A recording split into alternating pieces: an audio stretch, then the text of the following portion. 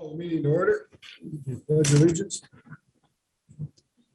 Allegiance to the flag of the United States of America and to the republic for which it stands, one nation, under God, indivisible, with liberty and justice for all.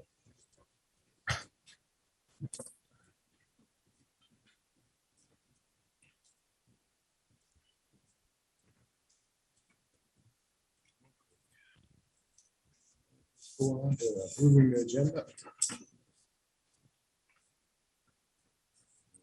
That over. That one. Motion to approve the agenda. Motion second to approve the agenda. All in favor, say aye. Aye. Aye, opposed. Motion carries. Approve the minutes from the last board meeting, August 2nd. Move to approve. I'll second. Okay, we have a motion and a second to approve the board minutes. All in favor, say aye. Aye. Opposed, motion carries. At this time, we'll do public comment. And anybody that would like to speak to anything that contains today's agenda, you have 3 minutes to come up in front. So Chuck, you're first. Long-winded. I don't know if I can get this in 3 minutes. So I'll give it about, sorry. Okay, I'm here. I see on the agenda today that you have, I guess it's item 3 and 4 under action items. I have studied that quite a bit and have changed my mind 180% from what I started thinking. And the reason for that is there are a number of moving parts to this issue. You've got the city, the county, the neighbors, and the ordinances, okay? Let's just break these down for the moment. The city is not really in favor of this, speaking to them. They're not in favor of this situation of moving commercial or whatever you want to call it to the country. The problem with the city is they've done nothing but put themselves in this position because there's no place in town you can go with this business. That's the problem. Okay. I have worked with 2 businesses that want to come to town, can't find any place to come to town. Okay. So that's the city situation. Not only that, they recently on November 22nd put an ordinance in where if you come to town and you say can find a spot, you have to be 150 feet away from any residential district on either side of you. So that's 300 feet. I mean, that's a ridiculous ordinance, but that's what they put into place November 22nd of 2021. Are they looking for business? I don't know what they're doing. If they're looking for business, then they better get out and put in an industrial park. Simple as that. Then you got the neighbors that might be in this location. I would hope that the county commissioner, somebody, when it be designated to go out and talk to the neighbors, find out what their concerns are, see if they can be mitigated. I would hope that that would be part of the process of this, you know. I'm assuming there has to be a plan, there has to be a study. I'd have to, if I was sitting in your seats, I'd have to look at the study, I'd have to see what are we doing here. I would hope that would be done. Now, I don't know what your ordinances are. I don't even know if you can put a business in this district with the ordinances that are currently in place. That would be something I guess you folks would have a handle on. But so if you have people today that want to expand their business, how could I sit, if I was in your position, how could I sit here and actually turn that down? Let's think about for a minute what we're doing here. If the business goes forward, and from what I've gathered out of this, that's going to increase revenue to the county, probably increase jobs to the county. I'll give you an example of how this works. My commercial property that I have in town, I pay the county $4,907.34 this year in taxes. The city gets $4,891.89 in taxes. The school district gets $2,804.89, and the state gets school district gets $2,804.89, and the state gets $2,473.46. That comes to $15,244. Now, let's say you turn this down. Doesn't get billed. How did that increase the county's tax revenue? It didn't. How did it increase jobs? It didn't. This is 180 degrees from what I thought when I started analyzing this project. I don't know where you're going with that. I mean, we have a county with about 18,000, 19,000, somewhere is in that. If we don't do anything to try to increase the population, every time your diesel fuel goes up, your repairs go up, everything, the people that are left have to pick up that increase if we don't have any additional businesses coming or any additional revenue coming in. That's the part that I'm interested in. Because I know that the county is going to have an issue about 24 months from now. And that issue is our jail. That brings in about $200,000-300,000 in revenue every year from Monona, and they're going to finish their new jail come next September. So I've been told. How do you pick that up? We have an 80-bed jail with a probably average count of prisoners in it, somewhere between 4 and 6 that are related to Houston County. I'm concerned about that because I'm going to have to pick that up. You're going to have to pick that up. We're going to have to pick that up. So to turn down something that would increase revenue wouldn't be something I would support. I thank you for your time. Could I just ask Chuck, what's your last name? No. Just to know it, What was that? just to note the last name, so. Oh, Chuck Schulte. Schulte, very good, thank you. I didn't recognize you, thank you. I've been in your class many times. Yeah, I recognize the things. What's that saying? Thank you, Chuck.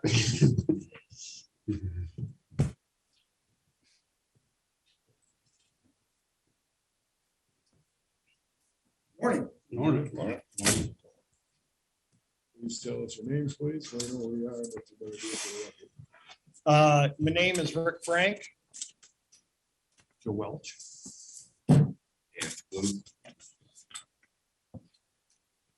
We're here to basically talk about the conditional use of H&R Enterprise and also the rezoning and conditional use that's being considered by the board today. What we like to discuss is the process that this thing's been through. I know, as you know, land use is a very important topic or a very important tool in this county for good, solid planning. And that is where the board comes in, as being in charge of that plan and to make sure that ordinances are adopted to support the plan. And the history on this hearing, as we all well know, in the Ag District, we do have what we call the Agricultural Protection District. That has always been supported of basically helping the farmers out to protect them, to raise their crops, to protect their feedlots from what we would consider scattered, non-farm growth. What we have here is exactly that being proposed. What you're doing is taking good tillable soils that are being presently cropped. Not saying that it could go in the city here and the same thing happen, but what you'd have is basically the utilities and streets and everything would be provided for a business like this to survive. The land use for this area, as far as I can remember, has not changed. It still is an ag protection district to help the farmer out there. What we were presented, or what got presented last Thursday, was a public hearing to rezone this acreage. And we now I don't know if you realize, instead of what we were told at the beginning was a 6 acre parcel to put a building on for commercial purposes. This public hearing doesn't do that. It expands that to 14 acres of business in the middle of an ag district. That's was a concern of ours, because we were led to believe we were only dealing with 6 acres coming.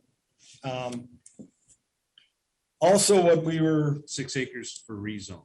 yes, Okay. For reason.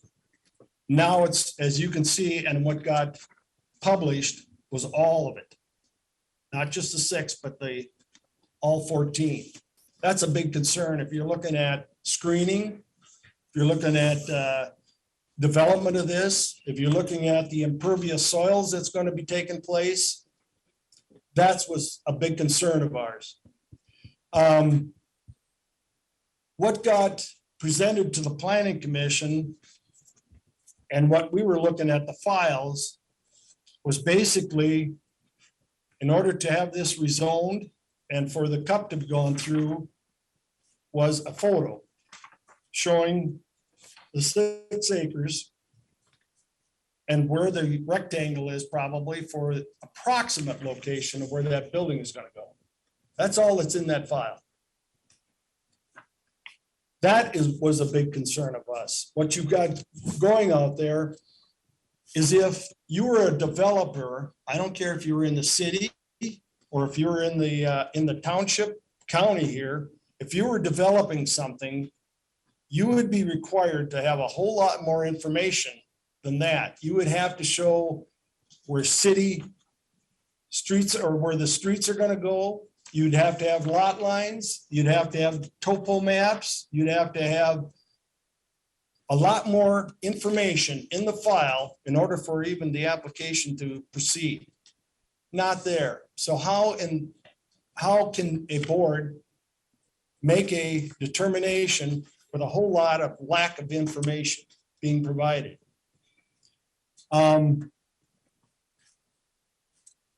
It was also, they were, which got part of the file, I should say, was a letter by the Soil Conservation Service that was going to be dealing with surface water.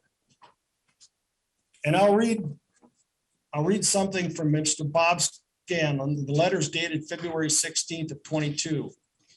It says, I find that the existing grass waterway that drains runoff from the building site to the south is adequate for the proposed use during a 10-year storm event. 10-year. As we all know, storm events have been a lot more severe lately than 10-year. That is a small rain event. We all hope for those. That's what I'm saying. In the file, there's nothing there that addresses the concerns that are out there. It's also a concern of ours that the proposed use was to address, or they were talking about salvaging out there.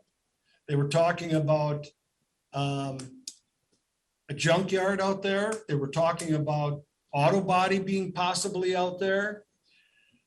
What we want to say is the rezoning that they're requesting and the conditional use that they're requesting does not include those type of activities.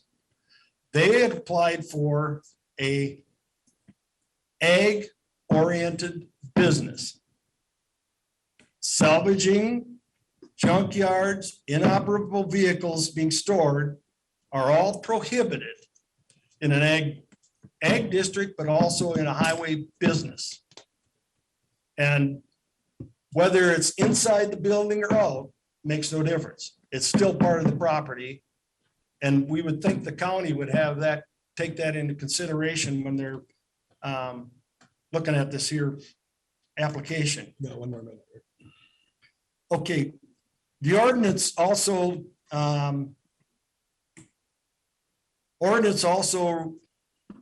addresses a number of things that should have been called for in that business district of having the roads, everything looked at in order for the application to proceed. None of that is in the file. They also, in their application, have asked for, they're mentioning vehicles of all sorts, trucks, equipment. Part of that's all ag, yes, some of that is not. So we need to distinguish, I would think, what is and what is not part of the application. Road access is a township road, and that is supposed to be looked at by the county engineer, whether adequate. I guess if it went in, is this going to be strapped onto the backs of Caledonia Township to improve those roads at their rate or at their tax rates? It isn't fair either. So when the board considers this application today, I hope they take that all into consideration. Thank you. Thank you. I'll give my time to Rick. He's got a lot to say. Can you pass off time? I don't think so. Go ahead. Say what you gotta say, Dan. Okay. Well, they haven't exhausted all their avenues. I don't think. They say they have.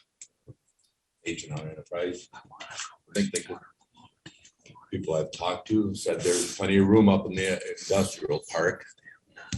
Anyone knows if you're gonna be building on or remodeling your house, place, clean up the place, make provisions, make room, do your addition, make your expansion.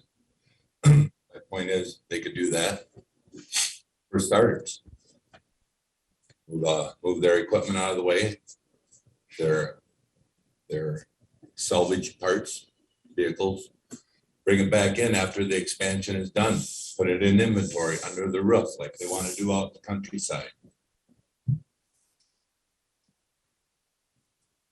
They stop there. They just want to come out to the countryside, I guess. I think as far as, buying a place out there, there's 18 acres, 14 acres. We all have places out in the countryside. I think buying up a place to be, maybe move into the house and enjoy your farm living, your out in the country living. That's at stake here. Places can be bought up instead of house, fixing up the house, replacing the house, or whatever the case is out there. Will be bought up for setting up a business. What's to stop that? Nothing. If this is proceeded, it goes through. I mean, if you give it to one, you got to give it to everybody down the line. I don't know. The offer swap ground was suggested by a board member. Get there and to swap ground, this all would go away. And the offer was made and it's still here.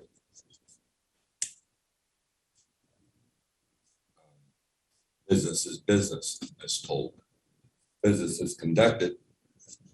It's still here. One more minute, man. Gentlemen, ladies, Joe Welch from Caledonia, Minnesota. I live across from. Speak up a little bit, Joe. Sorry. And make sure your microphones aren't covered up with Yep, no. papers because then it doesn't get on there. And thank you for your time. I look at this from a lot of viewpoints, a neighbor, but I also look at it as from a business person that has come to Caledonia, has started a business, built a business, and tried to be a very good member of the community. But what I have found was a lot of people, in looking like at the main street of Caledonia, if you look at the businesses that have grown and built and remodeled and redone, like the bakery and coffee shop across the street. These are outside people for a large part of them, not all of them. There's a lot of good local people doing it too, but this is what our town, our scenic byway coming in the whole area is what brings people to this area, which helps grow business. It helps grow families. It helps people want to live here. And when people live here, we have employees to work at jobs. We can have 100 jobs, but if we can't fill them, it does no good. So we can build tax base by building businesses, but a planned, neat, orderly progression of building businesses is what's, forgive me, gonna really help us. I think in the long term, it's how my business works. And it's why I'm in this area. And it continues to draw people to this area to build businesses, build families, build our community. And one of the most important things in building anything is water. And we're very concerned about our clean water and our potential pollutions for noise, sound, and water pollutions across the highway I live across the road from this. I built my business, my house here across the road based on the fact that I was told I could not have a business out in the country. You know, where my house is, I was told I could not have my business there. I looked at everything of what the reasoning was, thought it was a very good idea. I have a business in town in the industrial park. Am I cramped for space? Yes. Do we make it work? We do. We work with what we have and make it work.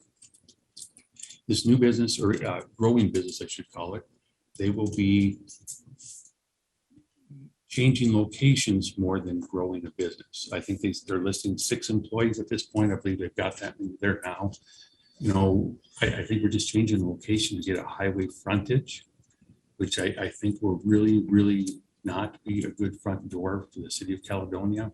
It will not be a good scenic byway for the state of Minnesota for tourism. I think Lanesboro's done a very good job with tourism based on trying to keep things in an orderly fashion. I think as a formality, we've been through some of the zoning things, and I think we've had to, as a formality, just ensure our rights and abilities to protect ourselves and moving forward from here today. So I just want to reiterate that everything that's been said at the previous meetings would be intact and valid. But it's just really just trying to make sure that we have a good quality of life that we've always had and that we've all strived to maintain for everybody. Next time, I guess.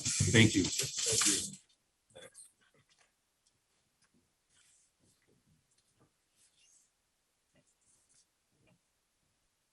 We'll take a couple more and then we're going to move on.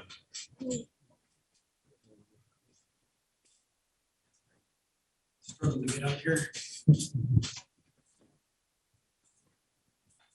The name is Randy Mell. I'm a resident of Caledonia. I've been here since 1975. I used to work for the state of Minnesota as a DNR forester in Houston County as one of their development foresters and land managers. I retired from that agency and then worked for the next 13 years, I should say, with the with the University of Wisconsin Extension as their Western forester, the western side of Wisconsin, with an office in La Crosse. And so I come here as a conservationist because soil and water and trees and animals, they don't really have a say unless there's some empathy for their lifestyles. And we as a human species and everything are pretty aggressive. And I wanted to, it has been pointed out by some of the speakers in the last few minutes about water quality. That I think, as far as I'm concerned, is a major issue. The zoning, I'm concerned about that too. I'm concerned about big businesses moving out now into the country because now they could just go ahead and if there's a road there, they can start up an application and get something for, they can change it from the ag protection district to a business district with just a couple of meetings. So, and also with very little documentation as to what they're doing, how they're doing it, how are they going to protect the environment there.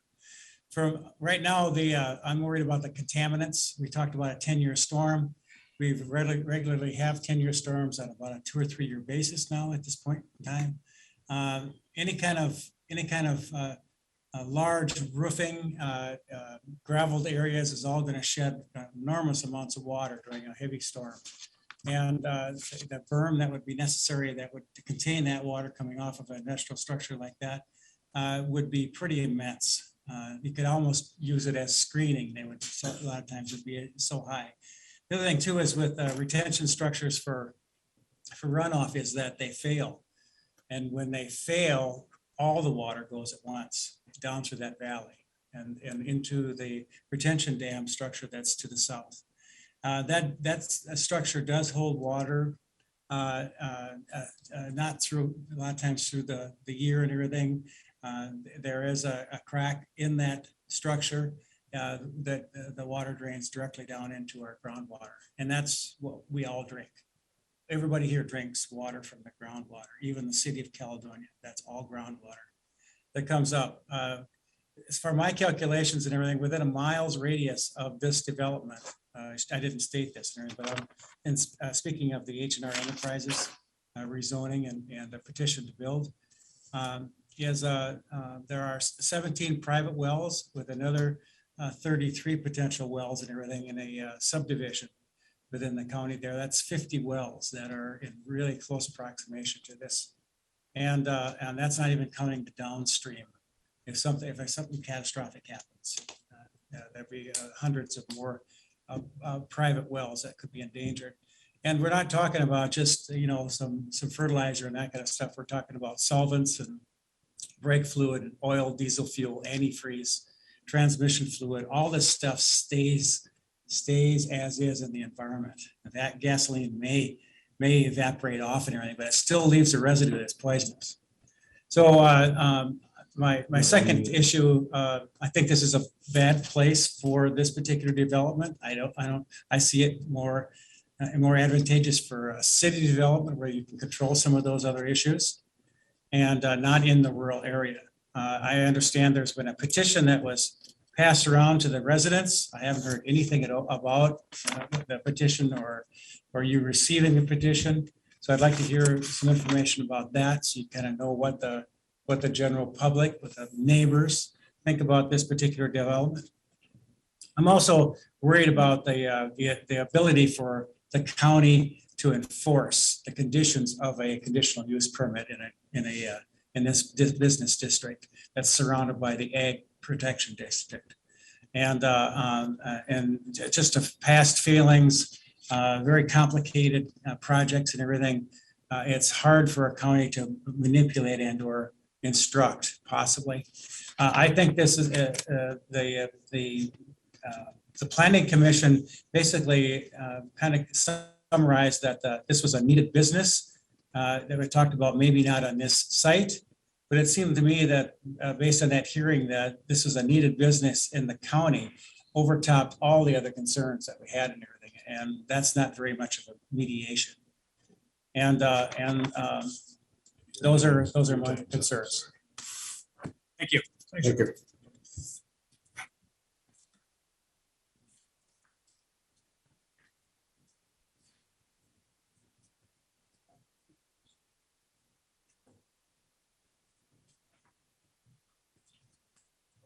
I'd like to talk a little better.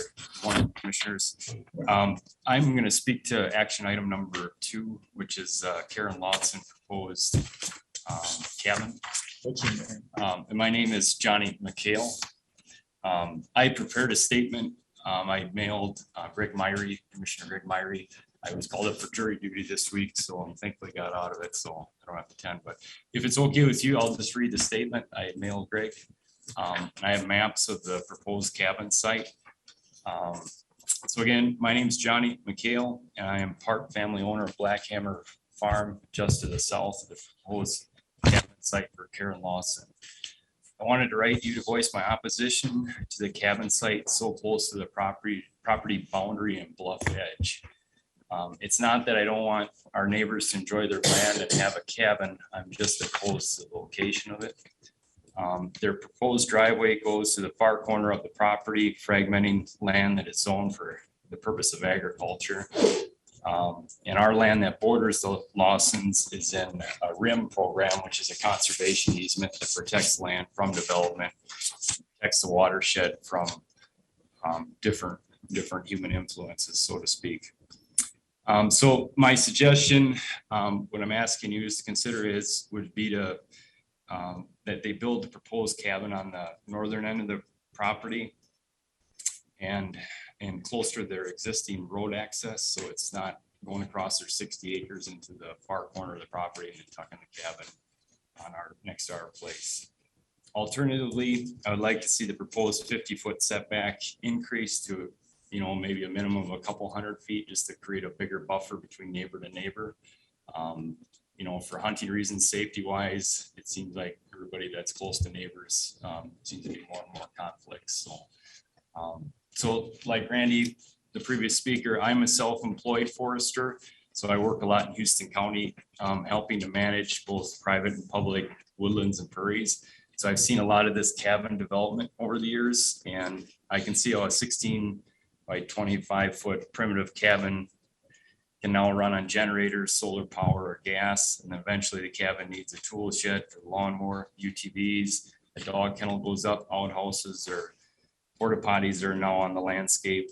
And the list can go on for all the modern amenities to the primitive cabin that we want to have out in the middle of the woods or an ag field. So I hope you can understand my concerns for the cabin so close to the property boundary. And I was here for the zoning. My mother-in-law and I were here for the zoning hearing, and we met the Lawsons for the very first time, and nice people. We have no animosity towards them as neighbors. We're just concerned overall in our landscape, seeing more and more of these cabin sites pop up and on land that is zoned for agricultural purposes. So that's kind of all I have to say, but I appreciate your time and stuff. All right. Do you have the structure on your property? So it's an old farmstead there's a dead end road that goes to it. It's on the map here. I don't know if you want to. Yeah, I've seen it. Yeah, so. Yeah. And I'm not opposed to structures, like I said, but I think it's just the proximity of tucking them within 50 feet of that bluff edge and on property corners is kind of just a bigger buffer would be, I feel better and safer. Maybe that's something that gets approached in the next land use plan or something like that. We're working on this. We're doing it right now. We're Yeah. working on it. Okay. Get your input in. All right. Yep. Thanks, guys. Thank you.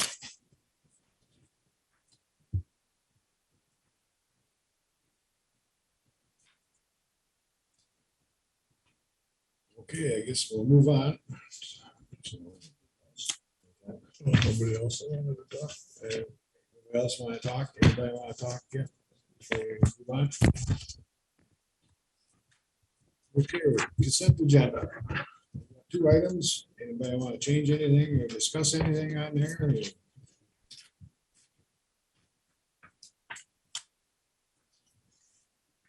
Want to change anything? I'll make a motion to approve.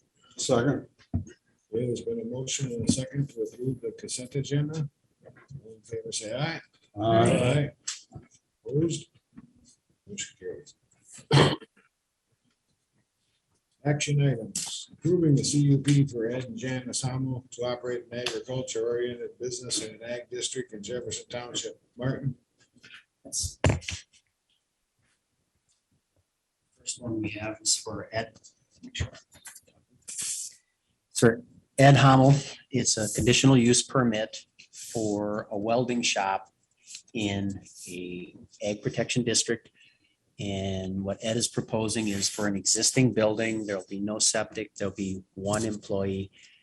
He may have some equipment on occasion left around the perimeter of the building, like buckets or things like that. And that's pretty much the extent of it. There really weren't any recommendations for additional conditions to be added other than the standard right of entry and things of that nature. So that was pretty much all we had to go along with it. Home type business. It's not a big business. It's 40 Usually an by, existing building. yeah. Small. yes. I think it's 40 by 60. Replacing the old building, I think that was there. It's a new building that's already there, yes. But it's not, it's like 2,400 square feet, I believe. But it's a small home style type business.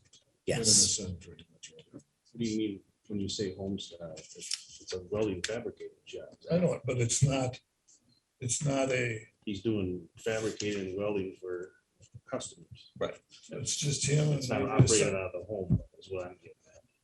home site. Okay. Questions from Ray? Somebody want to make a motion to approve that permit for Ed and Janice Allen? I'll make a motion to approve Second. conditional use. I'll second it. Okay, we have motion and a second to approve the CUP for Ed and Janice Allen. All in favor, say aye. Aye. Opposed, motion carries. Consider approving a cup for Karen Austin to have a cabin in Ag District in Black Hammer Township. this is a primitive cabin. They did agree to a condition that it would be for exclusive family use. And so that would also be included with it. It is a property that they've owned for multiple generations in this location there. It's not a case of somebody encroaching or anything like that. We did look at the issue of the setbacks and the rim and the distances, and they are on their own on their own property for sure. So that's the gist of it is, I don't know if John or Karen or I don't see them here, but yeah, they wanted to discuss anything else with it, but I know John said he had to work, so. So on this picture that on the packet here, it shows that they're kind of put it in just in the edge of the woods there, wood area, not on really tillable land, but on the wood area. They were clearing it out. Yeah, you can see Yep. that. Where the red square is on. That's the estimated location for The building's on Skid Street. the building will be on skids, correct? And they will use a porta potty. There will not be like an incinerator or something like that. So, So the condition for family use only, so it's not going to be an Airbnb, something. No, they rent out. no, It's not allowed, right? that's, I mean, we brought that up and they said, yes, they were fine with that. So. Any questions from Martin? Someone want to make a motion to CUP for Karen Austin? They do meet all the setback requirements that are currently in the ordinance. Right now, Yes. yes. Yeah, there was no variances or anything. And it's a primitive cabin. The estimate is 14 by 25 is the dimensions. Someone want to make a motion to approve that CUP for Karen Austin? I'll make a motion to approve it. So second? Second. And a motion and a second. Karen Austin. All in favor, say aye. Aye. Opposed? Aye. Passes 4-1.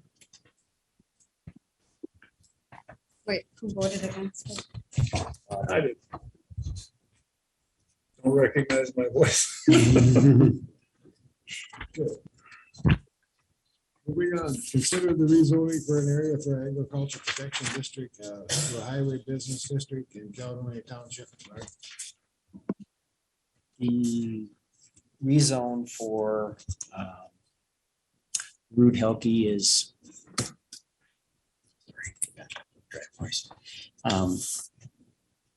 the application was submitted. This is a sort of a continuation of what they previously were doing.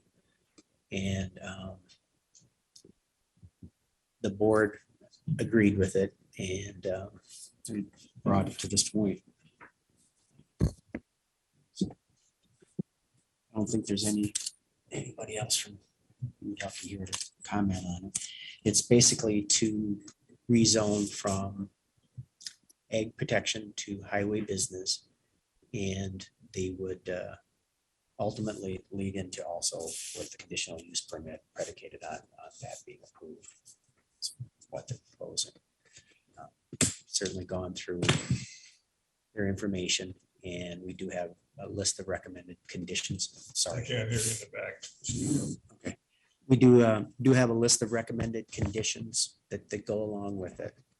There are a number of things that we did not see that we need to see in terms of the issues like stormwater and dimensions. Still can't, I don't know if I can talk any louder. In terms of, is that better? That microphone is just for the recording, but for the folks in here, you, Yeah, you just gotta speak up for the Oh, folks okay, before you all right, hear it. okay, It's not- sorry, all Not right. for the recording. Okay, all right. The conditional, the proposed conditions are to address, Now, are you talking the conditional use permit? The rezone. there's one for the Rezone. rezone. There's one, okay. We also have one for the rezone. And so we do have a condition there. But in terms of what that condition is that it's one business for that area. That would be the condition for that. Question number one. When I was at the planning and zoning meeting, we talked about 6 acres, or I heard people talking about 6 acres. Is it 6 or is it 14? The application, I believe, is 13. So although the discussion was 6, it actually is 13. The whole property. Yeah. Both parcels that they bought. Let's see, I believe it's 13, yeah. Second question, when you say there's a condition on the rezoning that it can only be one business, once it's zoned, it qualifies for whatever is permitted in that zoning district, correct? Yes, We can't say, now that you're a highway business district, once it's a highway business district, how can you limit that rezoned property to not have anything that is qualified? I don't, if it can be approved, in other words, if it meets the criteria in section 16 for a highway Right. business district, yes. Those So things. that restriction that you were, that condition as far as the rezoning Mhm. really doesn't, The idea I don't being know how that, You could hold it to one business. yeah, That was the condition. that, You that's soon have multiple business Right. in that district. That's the On that parcel. idea of the condition, is to have one business, not multiple business. right. but if you got 13 acres and another business fits, how can you not? They would have to come in and And get a permit for that, exactly. just like, yep. Wouldn't have to be a conditional use permit though, would it? If it's a qualified business, They would have to get a permit though. a permit. Conditional for use.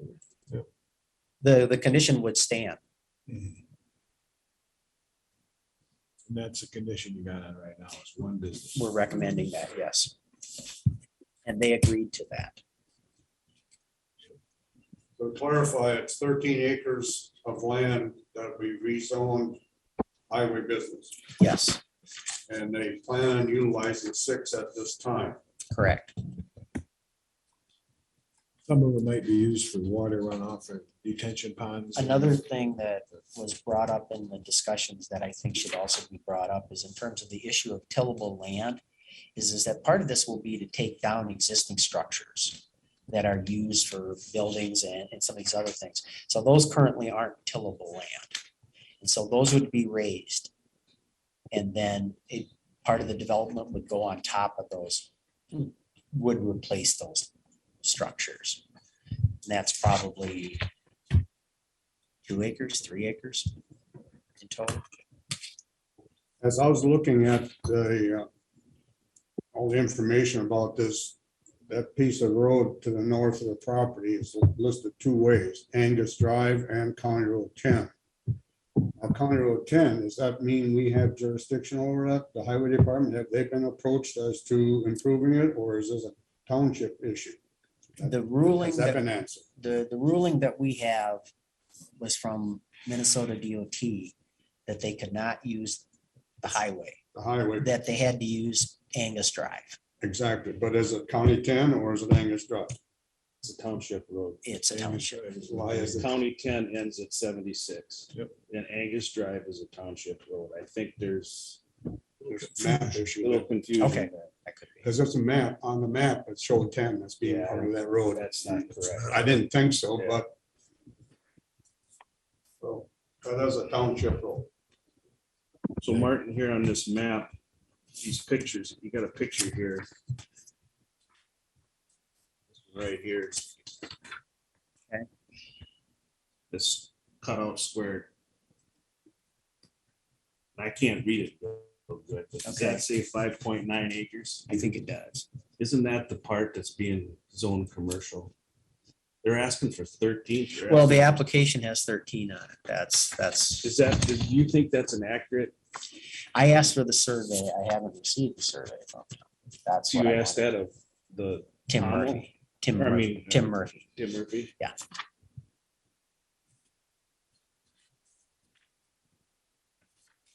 I believe it could come back as the 6 right now. Where I was is that it currently says 13.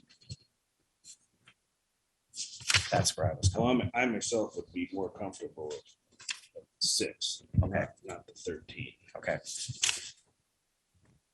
I was always the under impression that's what it was gonna be. Isn't that what the planning commission always assumed it was gonna be? Yes.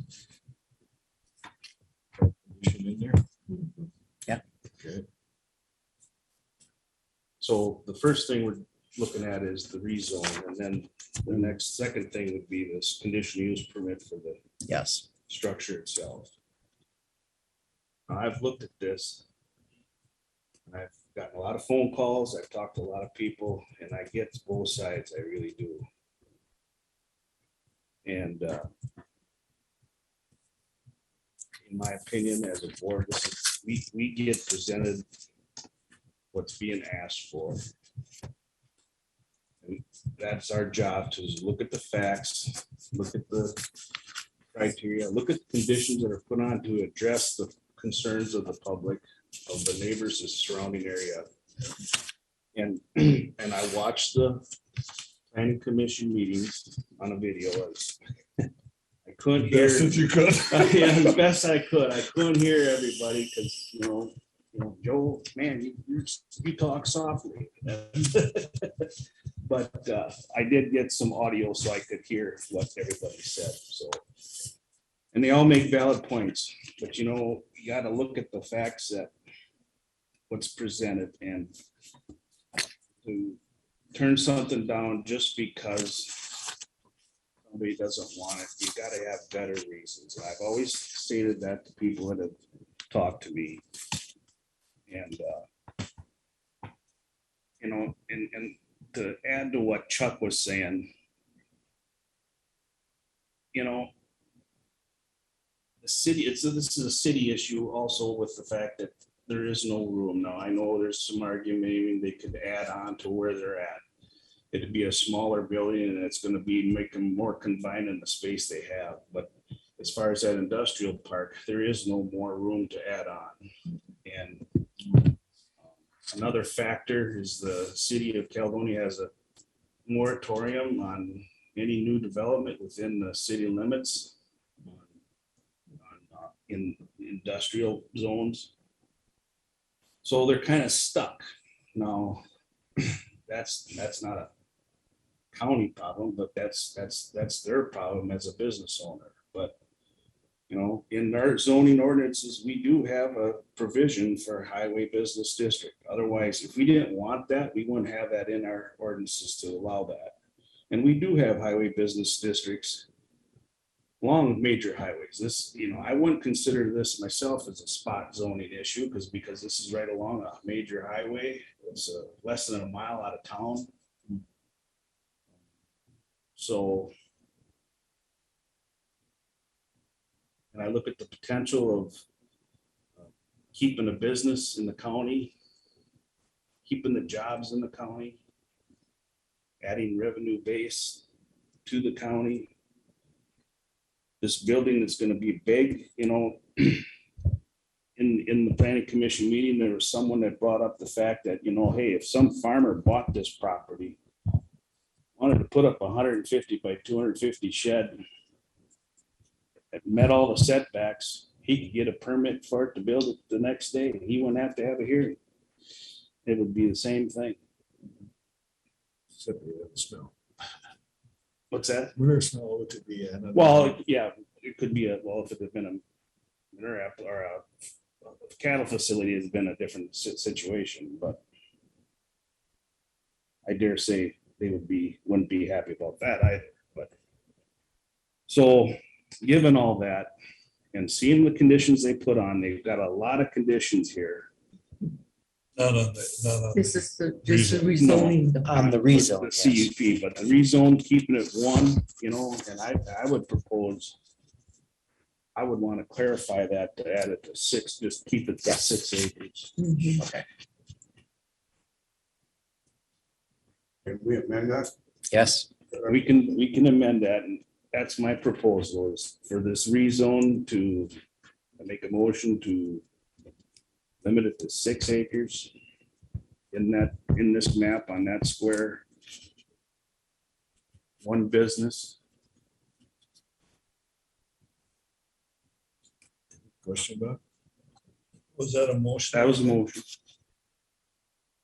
Okay, we have a motion to put a couple conditions in there. It's only 6 acres being used for the rezone.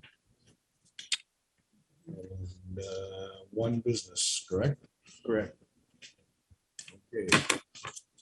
We have a motion. Is there a second?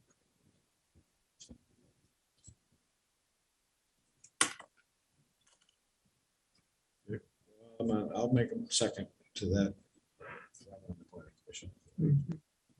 So I got a couple of comments for discussion. We have a business. I hear about the industrial park and there's no room. There's 2.4 acres of empty space there that I talked to the owner of that particular lot who would consider selling it. So there are 2.4 acres in the industrial park available. There's also a parcel of property right on the very edge, not a mile out of town, but right on the very edge of Caledonia. But I talked to that owner, it's 29 acres, and he said he would consider selling that. There's gas right up to the edge of that line. So to say there's no place in Caledonia is not necessarily true. Also, from the perspective of I look at this as far as the cart in front of the horse. Buy the land, now we'll go ahead and get the permit because they won't turn us down anyways. Should have been some investigation done prior to the buying of the land about these other sites that might be available. The issues that we're talking about, the 13 acres, changing it to 6, and still don't know how they're going to use the 6, what they're going to use. I mean, I don't know a business plan or anything. Doesn't have anything to do with the changing of it, but in my opinion, you got to be careful what you wish for. I agree that we want to keep businesses in Caledonia. I agree that we want to grow the tax base. That's all in the old comprehensive use plan as well as in the ordinances. But to move forward with this, you know, do want a highway business district corridor down Highway 44. You look at Spring Grove, they've grown out past Spring Grove to the west. They've grown past Spring Grove to the east. You look at the La Crosse Manufacturing Company, and they've got steel and this and that laying around on the outside edge of town, which is in the rural district. So I don't think that this is a wise choice as far as my opinion is concerned, when there actually is available property other than this. But now it's after the fact because the land's been bought. So. Good. We have a motion and a second to approve the rezoning. I'd ask that we do this by roll. Okay, you want to do roll call on this one, Allison? Yep. District 1, No. District 2, Yes. District 3, No, District 4, Yes. District 5. Yes. Passes 3-2. Okay, consider approving a CUP for Joseph Root and Craig Helke to operate an agriculture oriented business in the highway business district. Mark? CUP obviously was predicated on the rezone, and what they are proposing is the ag orientated business. And we do have a list of conditions for that. We do have one that came up as a result of meeting last week in addition, and they did agree to this, was to have no vehicles for sale to be displayed on the outside of the building. They agreed to that. In terms of the structure, the design and all that, I do have conditions in there where I am asking them to get moving on this and say 120 days, start to submit this information so we can get this moving. So we want to see the design. We certainly want to see what they're proposing in terms of like stormwater management and these kind of things. They are agreeing to the idea that there would be berms, and then if the berms aren't high enough, you can add a fence on the berm. And so in terms of how that fits in with the neighbors and to try to minimize their footprint and that type of thing. So they'll try to make it a little less obtrusive. They certainly have some of the information from Bob Scanlon on the issue of the 10-year storm event. I believe we can do better than that. I think we could put in things like a rain garden. We can put in some structures that will seriously increase the amount of infiltration. This is a big structure. This will have a lot of runoff, and it will need some dedicated areas. And they're going to need some technical help. I mean, there's just no doubt about that. This is not something where they're going to come in and say, this is a 6-inch pipe. There's going to be some calculations that are going to have to go along with this. So we will certainly do that. In terms of the issues with like managing solvents, managing oils, grease, and all those kind of things, they will be indoors. They obviously will probably be, like what's called the VSQG. They're probably going to be a very small quantity generator of hazardous waste. I'm guessing they'll have a contract with Safety Clean or somebody like that for managing those solvents and those kind of things. New facilities can certainly be designed with coatings on top of the cement to prevent infiltration and things like that. So there's a number of techniques that can certainly be improved to capture and prevent releases. We'll certainly look at the slopes of the concrete and where they're going, watch the floor drains. No issues with the septic system and things like that. And the thing. So there's a lot of design that's left to go on this, and it can certainly address those issues with releases.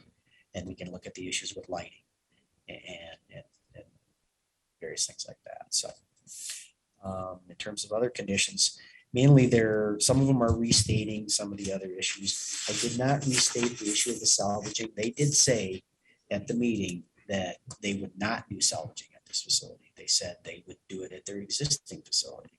That came up in the discussion. So what Rick was talking about is right in terms of, their salvaging districts and things like that. But they also said, we're not going to do any there, So another recommendation would be possibly for a business plan that states specifically that you're not doing that. They did have in their first application for the ag orientated business CUP in the ag district, they did discuss their hours of operation. They did discuss those kind of things. And I asked Tim Murphy, I said, do you want all that information to be part of the application for the new one? And they said, yes. So something that probably got lost is that also is inclusive in this. Now, we did not bring up the issue of salvaging at that time, but there's certainly, they said that it would be there. As for us being able to enforce that, I would like it a lot better if it said it was part of their business plan that said they shall not do it. That would make it easier. From what I understand, they're not going to have it's not going to become a junkyard outside. Right. It's going to be all stored inside. Right. With chain link fence around with screens.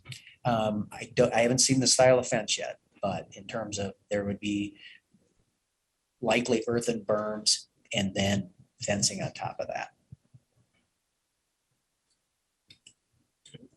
So, and then also realize that They did substantially reduce the footprint of the building. They probably cut it down by about 40%.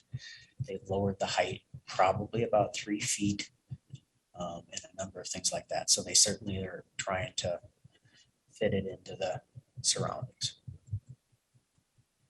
So would it be fair to say that they by reducing the size of the building, that's why they're gonna do some of their salvage at their current location and haul what they need out there? What I was getting from, my takeaway was from the meeting is they were saying that they felt like their original business plan was a little too optimistic. Okay. And so then they were scaling back based on that. So should we be waiting to see a new business plan before we approve the CUP? We could, but I mean, it's also, I would like to obviously move on this because don't forget, we got within a month, the other one is coming due as well for the ag district. If that isn't acted on, that gets approved.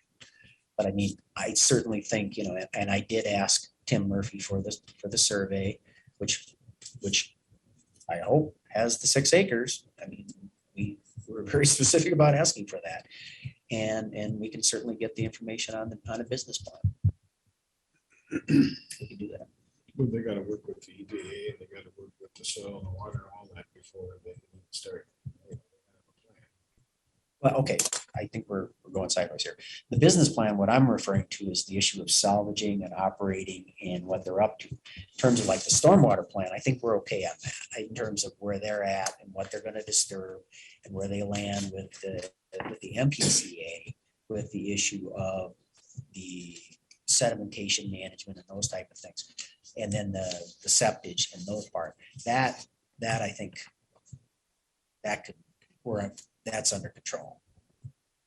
But in terms of the question of That's all part of this meeting, state, federal. exactly, Rules and guidelines. right, and I also have that as in condition 5 and condition 6, in terms of you'll give us a plan that we can talk about that. Condition 6C.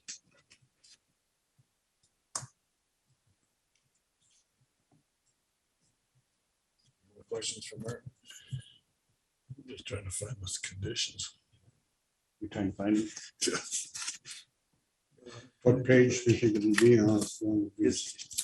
I should have told you guys, but I couldn't find them either in the packet.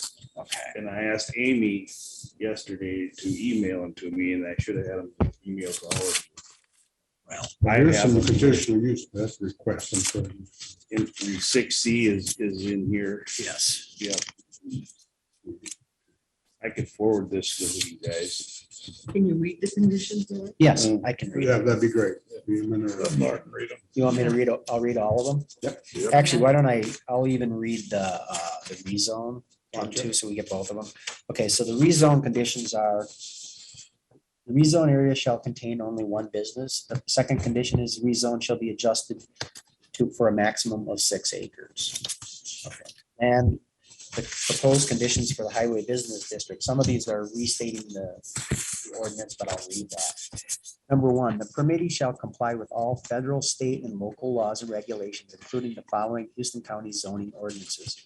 Houston County zoning ordinance section 2913 subdivision 1, where any business or industrial use, structure, parking, or storage is adjacent to property zoned for residential use, that business or industry shall provide screening along the boundary of the residential property. Screening shall also be provided where a business parking lot or an industry is across the street from a residential zone, but not on the side of a business or industry considered to be the front. Next section, Houston County zoning ordinance, section 30.4 subdivision 7, in general business and highway business districts and in limited and general business districts, parking areas and access drives shall be covered with a dust-free all-weather surface with proper surface drainage as required by the county engineer. The operator of the principal building or use shall maintain parking and loading areas, access drives, and yard areas well kept. Houston County zoning ordinance section 3014 subdivision 8, lighting shall be reflected away from the public right-of-way and nearby or adjacent residence districts. Next condition, actually it's number 2, no person may store or keep any vehicle of a type requiring a license to operate on the public highway, but without a current license attached hereto, whether the vehicle be dismantled or not outside of an enclosed building. Number 3, the county may enter onto the premises at reasonable times and in a reasonable manner to ensure the permit holder is complying with the conditions and all other statutes, rules, and ordinances. Number 4, the demolition and raising of existing structures shall be performed in accordance with all MPCA solid waste requirements with disposal of non-recyclable materials, including any contaminated soils at the La Crosse County landfill. Number 5, as part of the building permit submittal, the following design information shall be submitted to the Houston County Zoning Office. A, exterior elevations drawn to scale in plan and profile. B, details on the exterior cladding, roofing materials, foundation specifications. C, exterior signage and placement of lighting. D, details on exterior building mounted structures such as air contact units, water conveyances, awnings, walkways, driveways, aprons. E, traffic management plan, including routes, vehicle types, transition zones to primary roadways. 6. Number 6, within 120 days of this approval, the following documents shall be submitted to the Houston County Zoning Department for approval. A, site screening plan addressing neighbors' view shed of the proposed structure with the use of fences, earthen berms, and vegetation. The screening submittal shall include plan and profile views of the structure and the neighbors' associated view sheds of it, accounting for elevation differences. B, a surface water management plan with proposed site contouring, methods for managing runoff, roof runoff, dissipating energy, and promoting infiltration. C, an erosion control plan in accordance with the Houston County zoning ordinance, section 25, soil erosion, sedimentation control. And then number 7, no vehicles shall be displayed for sale on the outside of the building.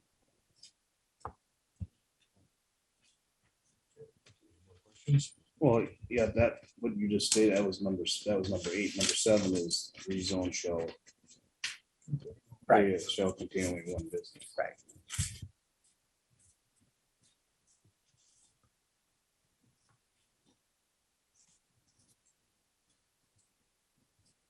Questions? So to me, a lot of their concerns are addressed in these conditions. If they don't follow up with it, then this could be on hold. But I think that's part of the process to address the concerns from the neighbors. And so watching the planning commission meeting, it got a little chaotic at times, but they were doing that. They were asking a lot of questions. Played devil's advocate on a lot of that. But still, at the end of the day, they decided to unanimously recommend this approval. So like I've said, we get presented the facts. This is what we have to judge it on. We can't dictate to the applicants that, well, you should maybe build it somewhere else or take your business elsewhere. That's not we're supposed to just judge by what's being presented to us. And the fact that they've addressed a lot of the concerns and the conditions, I recommend making a motion to approve conditional use permit.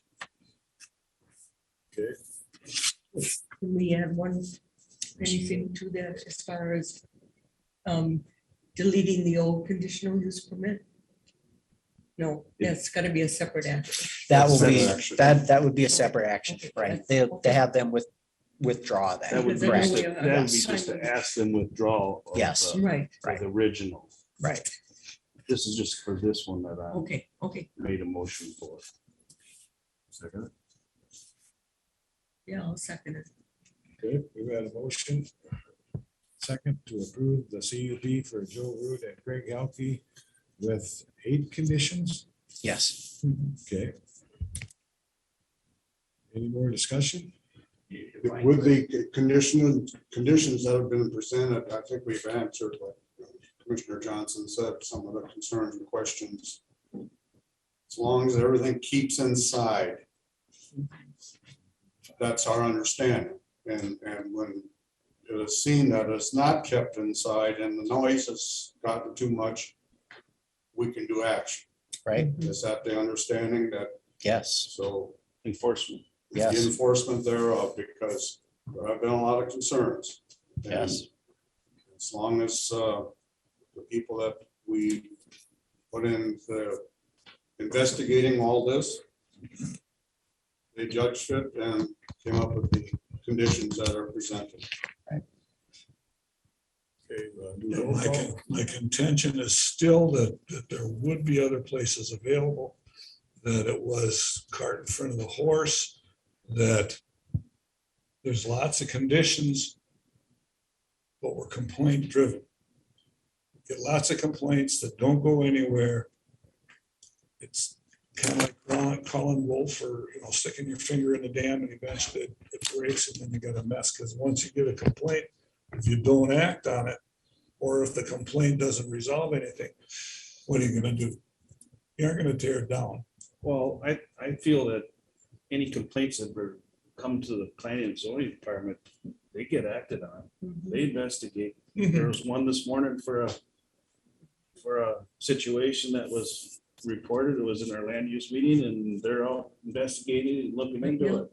Yeah. So to say that it's not gonna be looked at, I don't think is fair. No, I'm not saying it's not looked at, but you get a lot of complaints about the same thing. It's gonna pass.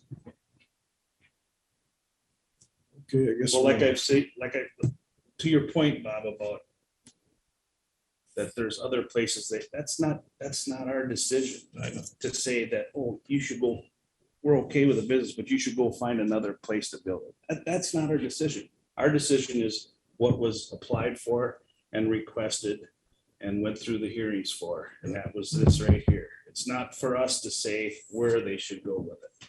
And whether or not we should protect the ag districts and whether or not we should follow along with the that's all. comprehensive land use plan. That's all part of the consideration, of course, yes.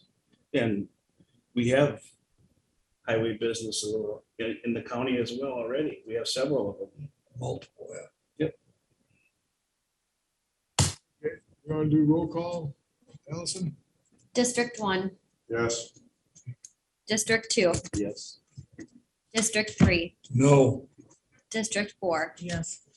District 5. Yes.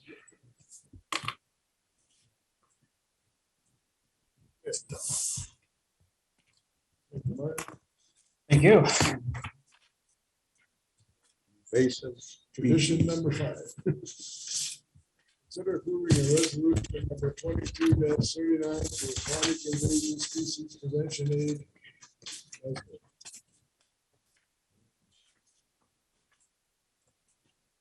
I don't think they're attending. And this is pretty routine. We go through this every year.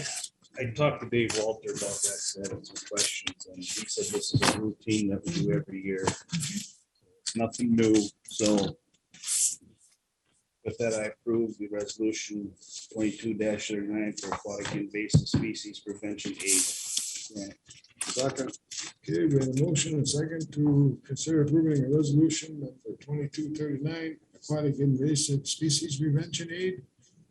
All in favor, say aye. Motion carries. Consider approving an EDA loan, revolving loan in the amount of 15,000 at the 2022 set rate of terms of 2.25% interest for 10 years to the Butcher Shop LLC for equipment and operating costs for a new business in Oka. Is it a new business or a new butcher shop starting or? Yes, so Amanda, she goes by Mandy Lenzer, and her husband Justin Lenzer, they requested money from the Houston County EDA. The total project cost for the project is around $101,000, with the owners injecting about $21,000 in equity. It's gonna be a meat and deli business, and they plan to purchase local meat to make their products. So the location will be in the building that the city owns, just behind where the city now operates. Is that cafe? Yes, yep. Yep. And not, So they're taking over.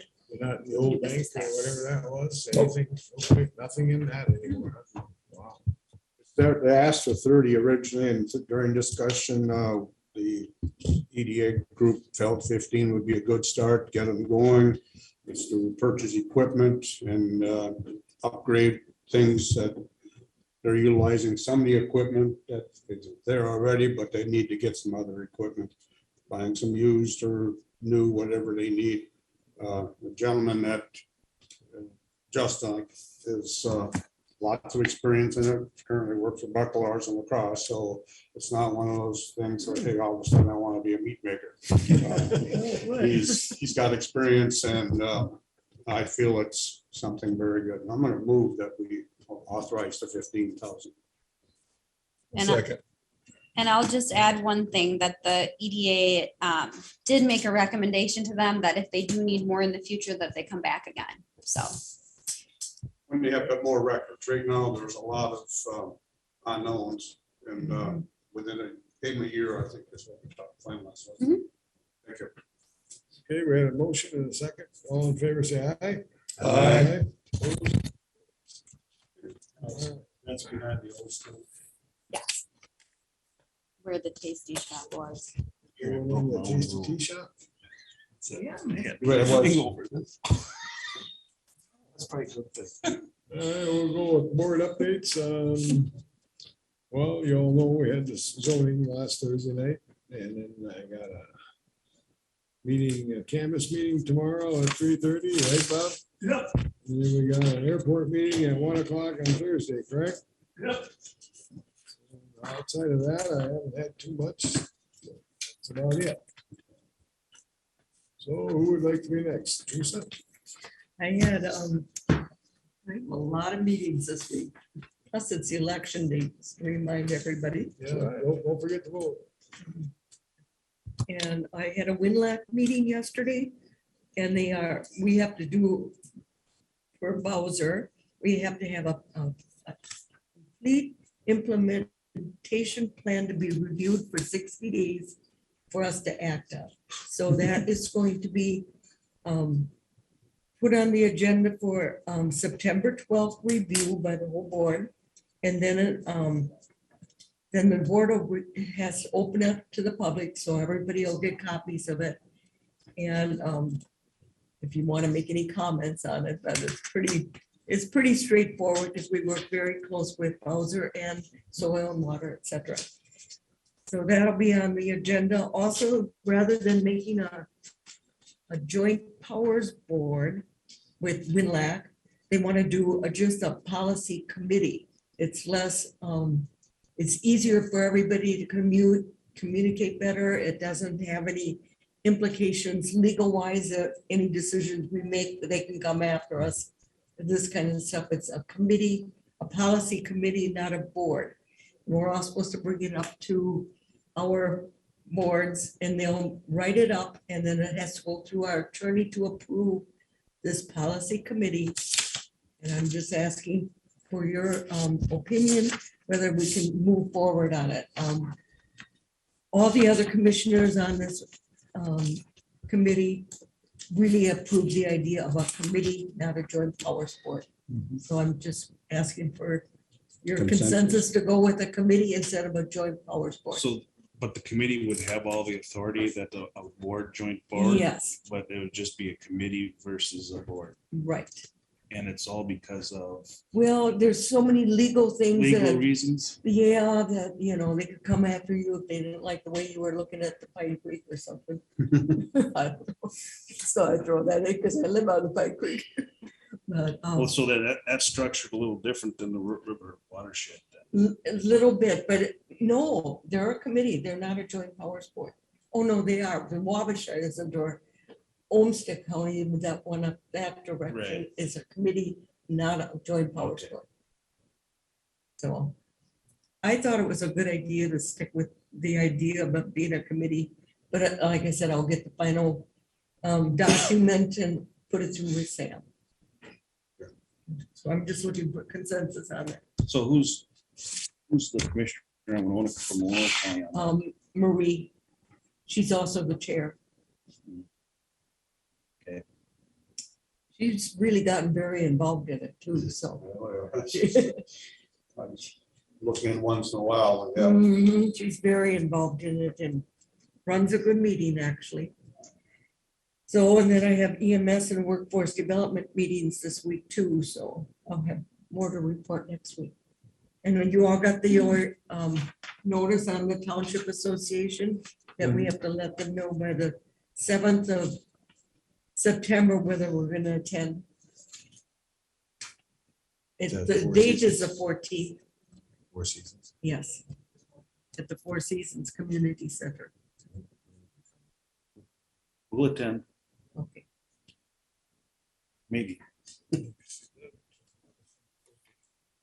It's on the 14th, Wednesday. a Wednesday, a social hour at 6, dinner at 7, and then, or 6:30, and business meeting at 7:30. And they would like people to, give reports, so that's Greg's chance. Be short and sweet. Not much on Well, and all reports. the department heads are invited to this also, so they want to. I know Brian usually does something. The last year, I think Sam did. Got a little lengthy. I told him. It's a good time. It is, it's a good relationship with townships. That's all I have. Thank you. Bob, Okay, I went to the City of Caledonia informational meeting with regard to the Marshall Street, Grove Street project that they're proposing for next year. The city, in doing that project, Marshall Street will run down to what is, used to be called Courthouse Square, but the road that the courthouse owns. They will cut into that courthouse square right there on the north side of the courthouse properties in order to hook up the sewer and the water. And they anticipate a little over $4,000 in assessments to the county as part of this project. The question to them was, you're cutting into a county road in order to hook up the sewer and the water, but it doesn't benefit the county. We got sewer and water that was put in when we built the jail. So they're tying into our new system and then building it for us. So I kind of squawked about that a little bit. I don't know if it did any good, but I mean, well, hey, you're right though. the squawk on that. Anyways, I went to that. Then I went to Casson last night for a SEMCAC board meeting, which was interesting. SEMCAC's doing well. The biggest problem they have right now is the food shelves are all experiencing some difficulties from the perspective that food costs are going up. And donations might be going down a little bit. So they're, keeping the shelves full is hard. And then some of the protein foods like meats and whatnot are harder to get. There's not the availability that they've had unless they want to pay full price and they can't afford to. So there are some issues that way. Otherwise, things are going pretty well at SEMCAC as far as that's concerned. Dewey and I had community services meeting this morning. John talked about the new hires and the upcoming new hires, talked about the budget. Probably not much change in the budget except for payroll, like all the departments are going to have payroll differences. They do have some equipment needs that likely can be done with ARPA as far as the equipment that they need, be it a copier, be it a laptops or hard surfaces that they use that are towards the end of their useful life. But since the ARPA has gone all to, that $10 million limitation on Lost revenue. lost revenue, there's no issue on not using that for ARPA. I do have several meetings coming up next week We got the canvas board tomorrow. We've got an airport meeting and a smart trails meeting on Thursday. We got the township deal, so. So there's a few meetings coming up to report on. That's all I got. Well, we had land use meeting this morning and Teresa, you could fill in stuff that I've probably didn't all catch, but I thought I'd leave it for you. Brian brought up the fact that they did an assessment of the E911 signs and half of them, they figured whether it be the stakes or the signs itself need attention. He doesn't have a cost figure and what that would be to replace all those. So That's about there's, 70. We have 138 yeah, signs and 70 of them have issues. yeah, roughly half. Yeah. But they've been there since 2000. Right, right. So, and then he's gonna do an estimate on the cost of that. They said the county itself suffered $32,000 of damage from the recent storm we had. And this Friday, they're gonna have a meeting at the Justice Center in the basement with the state officials on giving estimates to, and local townships will be there too with their estimates to present to the officials there, so. Marion, the recorder's office, has said there's been a lot of sales. So that's still going on. There seems to be, it doesn't seem like there's much for sale, but there's a lot of private sales back and forth, so they're pretty busy. Are those sales city, rural? She didn't splits? elaborate She on didn't which. elaborate. Yeah. A couple of rural ones in the last week, I know that went. And then Martin brought up today, we're having Teams meeting with the TKDA people for the comp plan at 3 o'clock. So that's gonna happen today. So Dewey's are you gonna be? I'm gonna try and get on. I'll be on the road, but I'm gonna take my phone along. I plan to take my phone along to work. Okay, Hopefully that'll work. hopefully that'll work. Yeah. Okay, so With regard to that meeting with TKDA, are they gonna give us information for the booth at the fair? that's gonna be in the That's the discussion. idea. That'll be part of the discussion.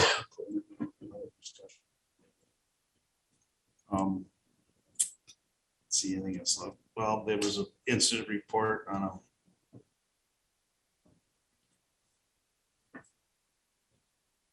feedlot situation that they're investigating, looking into it today, so. They're busy with that right now, so. That's about it that I got for that. Last Thursday, I had a water plan meeting in Caledonia at the FSA office or soil and water office. And so just a quick update, there's been 5 push-up ponds put in, or there's 5 to go, I should say. Pond clean out, there's 1 complete, 6 to go. For the month of June and July, they had 3 infant well testing kits handed out and 3 also from public health.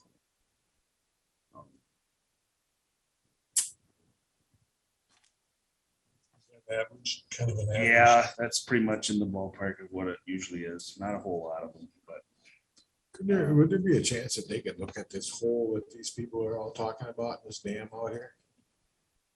Can the soil conservation go look at that? hole in the dam. Yeah, the one right out here behind Richard Larry's. Remember at the hearing, they come forward and they said there's a hole in it and all the water is draining into the wells. Can they look into that soil water? I think it's. Yeah, I'm sure they could, yeah.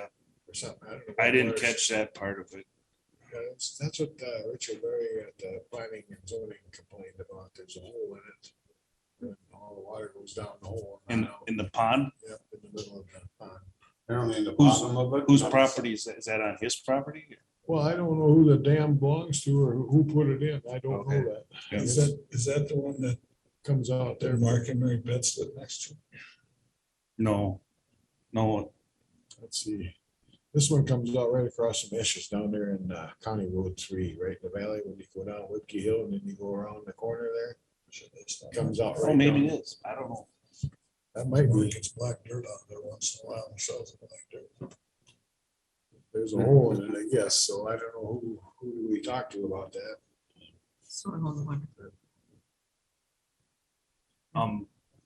Ryan from NRCS wasn't there, but he's been busy with CRP enrollment. And Dan talked about WinLAC, what you guys have been working on there.